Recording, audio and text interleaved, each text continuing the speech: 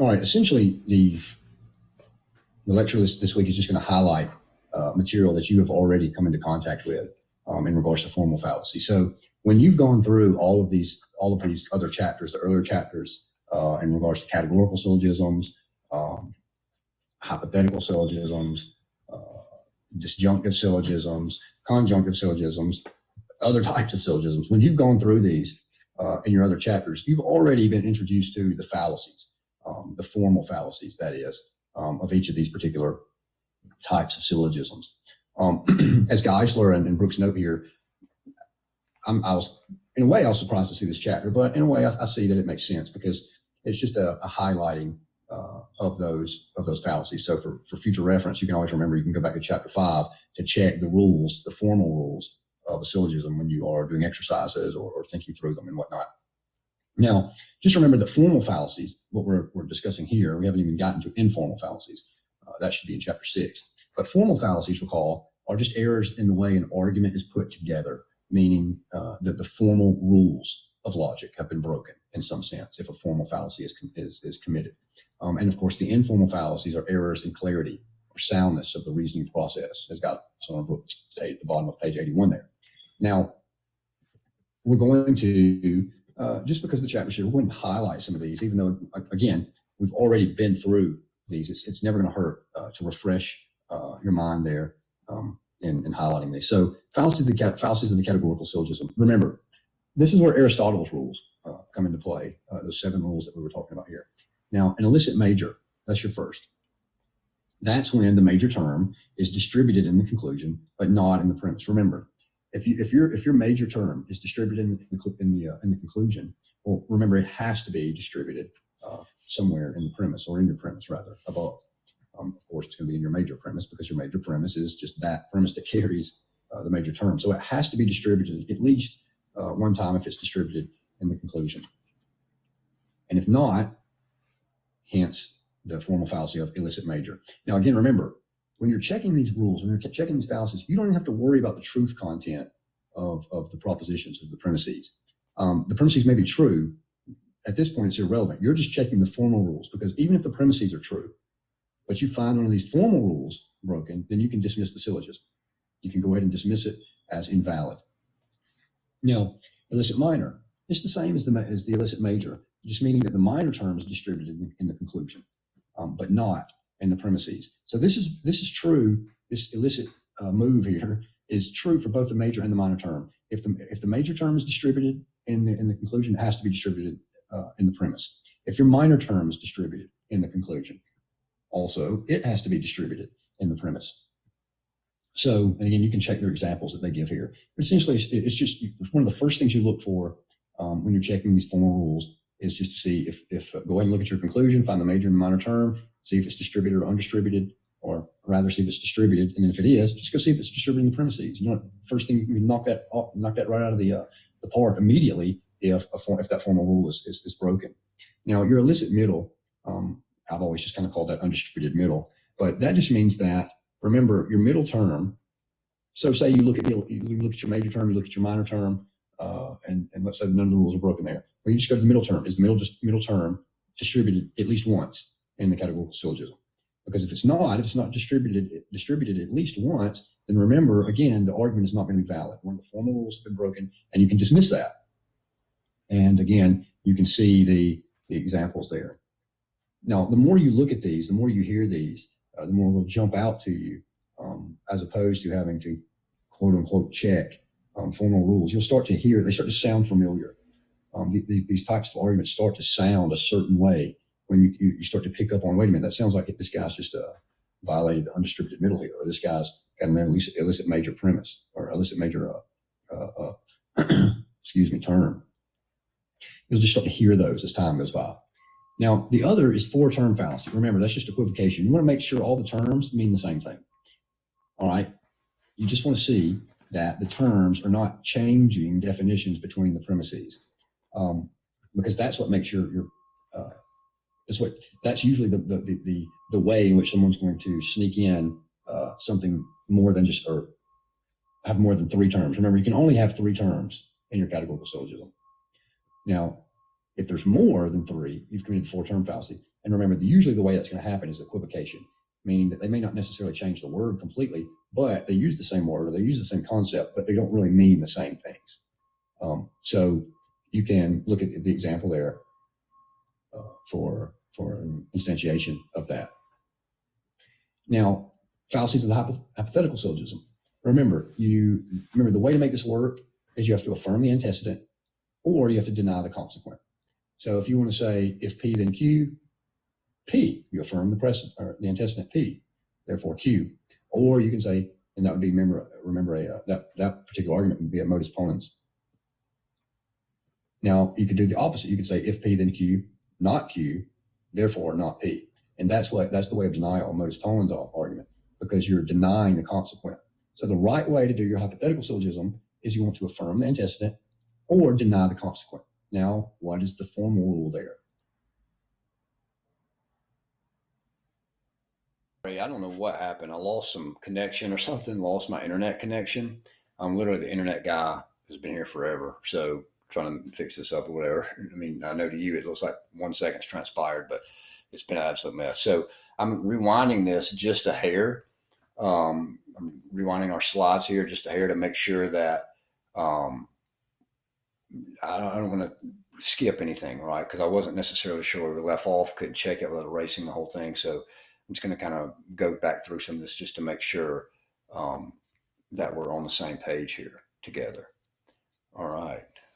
So here we go. Now, if there's more than three, you've committed the four-term fallacy. And remember, usually the way that's going to happen is equivocation, meaning that they may not necessarily change the word completely, but they use the same word or they use the same concept, but they don't really mean the same things. So you can look at the example there for an instantiation of that. Now, fallacies of the hypothetical syllogism. Remember, the way to make this work is you have to affirm the antecedent or you have to deny the consequent. So if you want to say if P then Q, P, you affirm the precedent or the antecedent P, therefore Q. Or you can say, and that would be that particular argument would be a modus ponens. Now you could do the opposite. You could say if P then Q, not Q, therefore not P. And that's the way of denial, modus ponens argument, because you're denying the consequent. So the right way to do your hypothetical syllogism is you want to affirm the antecedent or deny the consequent. Now, what is the formal rule there? If it's broken, if you break the formal rule, that would mean that you do the opposite. It would mean that you deny the antecedent. That's the formal fallacy of denying the antecedent. Or you would affirm the consequent. That's the formal fallacy of affirming the consequent. And again, remember, you don't even necessarily have to look at the truth value of what's said in the premise. You can just look to see if they've denied the antecedent or they've affirmed the consequent. Well, then they've made a move that's not valid according to the rules. Now, disjunctive syllogism, remember, either this or that. Remember, you always have to deny. This is the easiest one to remember. You always deny. You always just have to deny. Now, the trick to this one is something like Peter Kreeft would call strong disjunct, meaning that say the statement, either God exists or God doesn't exist.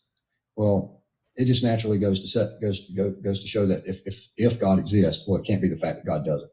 So Geisler and Brooks will say, though that is correct, that is a strong disjunct. It's always just go ahead and safer to make sure you say it in a way that denies one of the two options.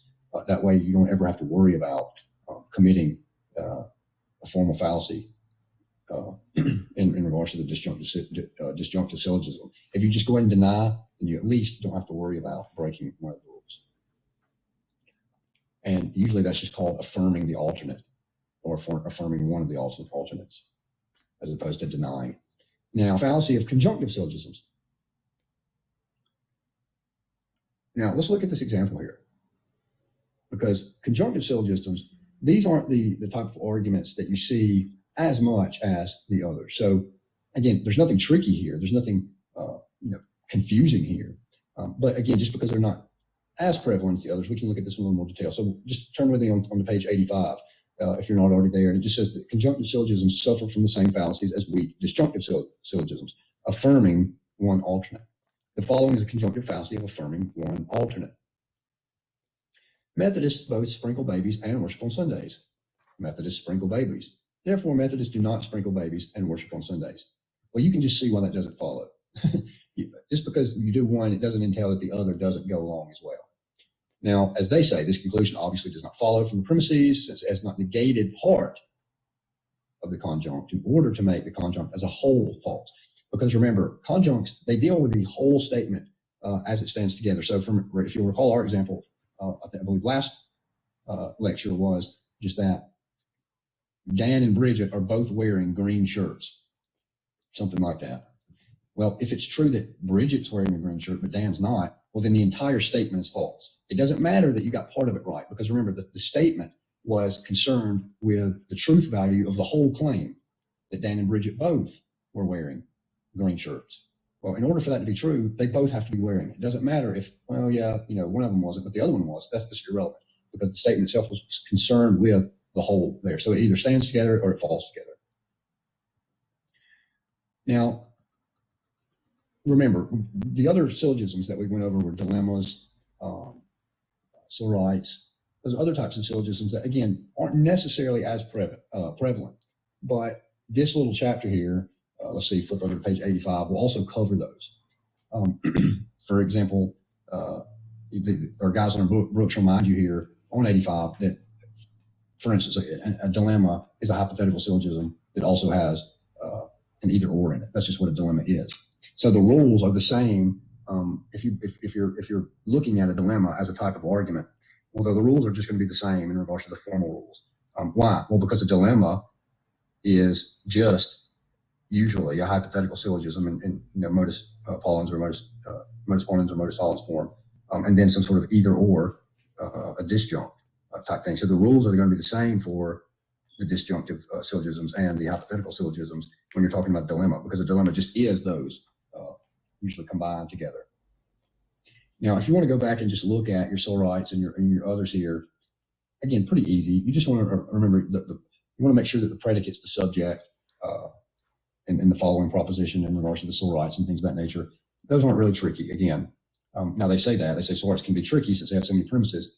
But remember, if you just look at those particular rules, well, is the predicate the subject in the following propositions, as long as it continues to follow that rule, and then it's the last quote unquote conclusion there. Does it combine the very first with the very last in the valid way? Are they doing that rightly? Not too bad. Anyway, this is just a little quick chapter, not even 5 or 6 pages. It just highlights what you've already come to see in the preceding chapters in regards to the formal rules.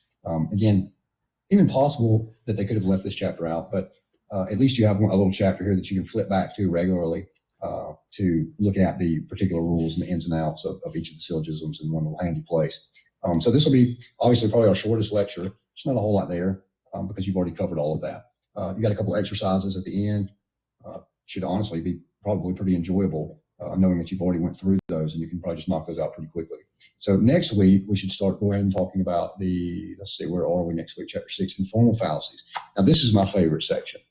Hopefully we'll get a lot of mileage out of this. I really love the informal fallacies. So we look forward to meeting again next week. See you then. Well, before we go, I want to say this. I've done the informal fallacies in a classroom setting. And so you get a little bit of feedback.